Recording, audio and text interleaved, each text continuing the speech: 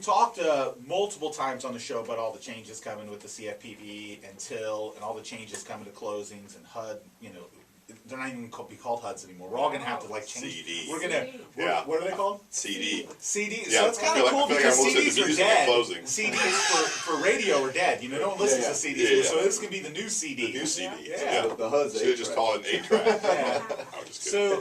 So we have Joellyn with Hillsborough Title here, and I wanted to just kind of get your thoughts on what are title companies doing now to prepare for some of these massive changes, because as we've talked about on the show, when the changes happen, it's going to have some setbacks. There's going to be, kind of some growing pains through it. There's going to be a lot of delays. There's going to be people upset because they're not ready for it. And I think on the same token, the systems, all the processes that real estate agents, that mortgage lenders, title companies have used for years to do closings are dramatically changing, and that's going to throw a lot of curveballs into real estate closings in the last part of the year. So what are title companies doing to kind of prepare for this? Well, one of the main things that we've been doing is really staffing up to help with what we feel there's going to be a little bit of a backlog in the beginning, only because it is a new process and everybody's going to be learning it pretty much at the same time and getting used to it, so to speak, at the same time. So we've really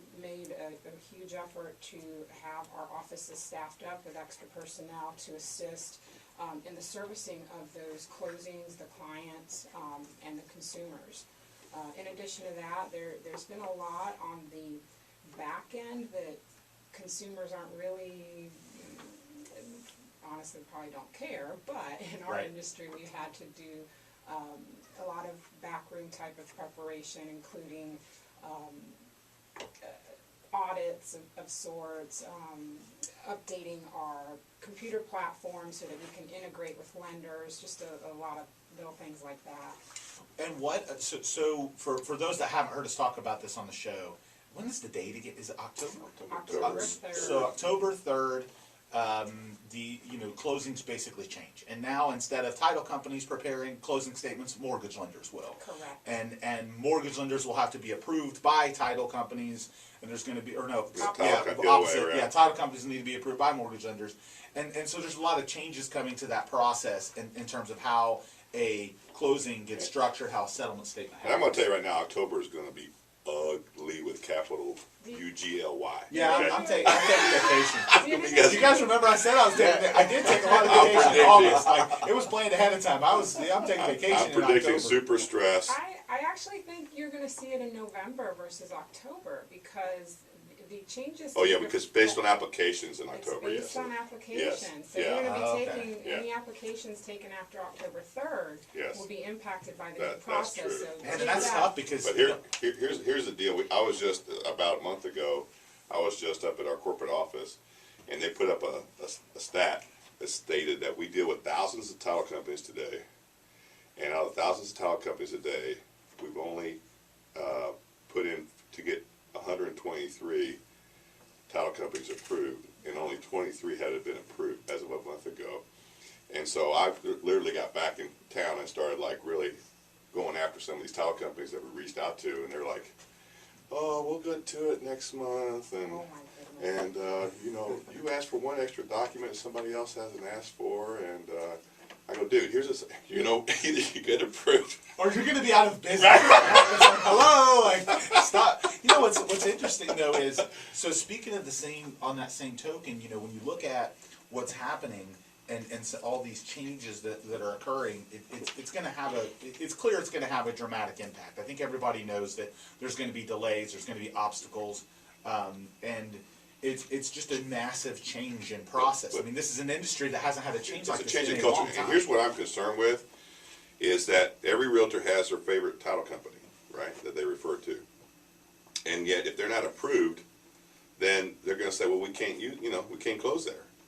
And then it's going to be like this mad rush. All of a sudden, the title company's going to try to get their stuff in. Maybe there's going to be a bottleneck. There's going to be too many of them. Yes, They're right, wanting to get approved and at then the same time. And then there's going to be some acid ingestion between all the parties, because everybody can't use who they like to use, and and we're going to have to filter through that. I think from everything I've read, and again, anytime you know, no matter what political flag you fly, anytime the government gets more involved into something, there's going to be some complications. And at the end of the day, their goal, however, is consumer protection, and that's what they're there for. They're there.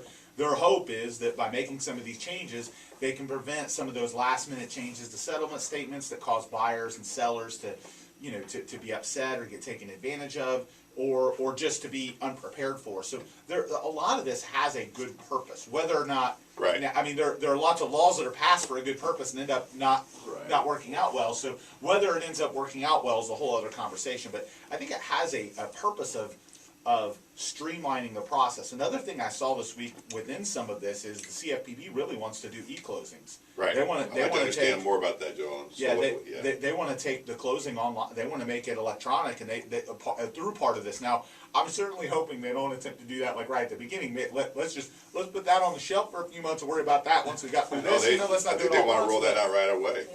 Which I think is kind of silly. I think they should not force so much change at once. Let's handle this change, and then 3 or 4 months down the line, let's get to the e-closings things. But I will say that I think there's a lot of people that want to go that path, that want the e-closings. I think there is, and even before we had the real estate crash, e-closings were happening.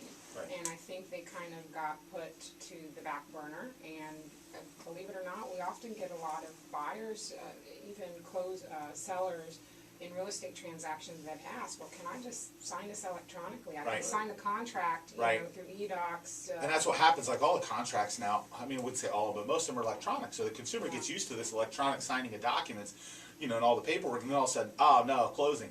And it's especially important here and helpful if we get to e-closings, you know, integration through all that, because of how many non-local sellers we have. I mean, we sell a lot of homes for people that live up north. This is their vacation home. They inherited it, whatever it is. I mean, you know, FedExing those documents back and forth can be a pain. I mean, it can be a challenge. You got to find a notary. You got to do this. And the e-closing side of it, I think, is something that it's coming. It's more convenient. My question is, there's some people that have a lot of questions. Yeah. And So what happens when what they have a happens- lot of yeah, questions? yeah. Well, live chat, Skype. I mean, literally, like Yeah, Skype yeah. in with your. I mean, we do presentations on Skype all the time, so I can't see why you couldn't just Skype. The technology's there, the bandwidth's there. Just Skype in with the title agent. You're signing the documents on the computer. They're right there watching you on video, and you're just saying, "Hey, Hey, what do I do with this one here?" Yeah. There's screen share applications. I mean, it's amazing the technology that's out there, and I think it'll get there. Yeah, but you're not that far off from being a millennial. There's some guys that don't even know how to spell stamp. Yeah. You know what I'm saying? How's that spelled? Stamp.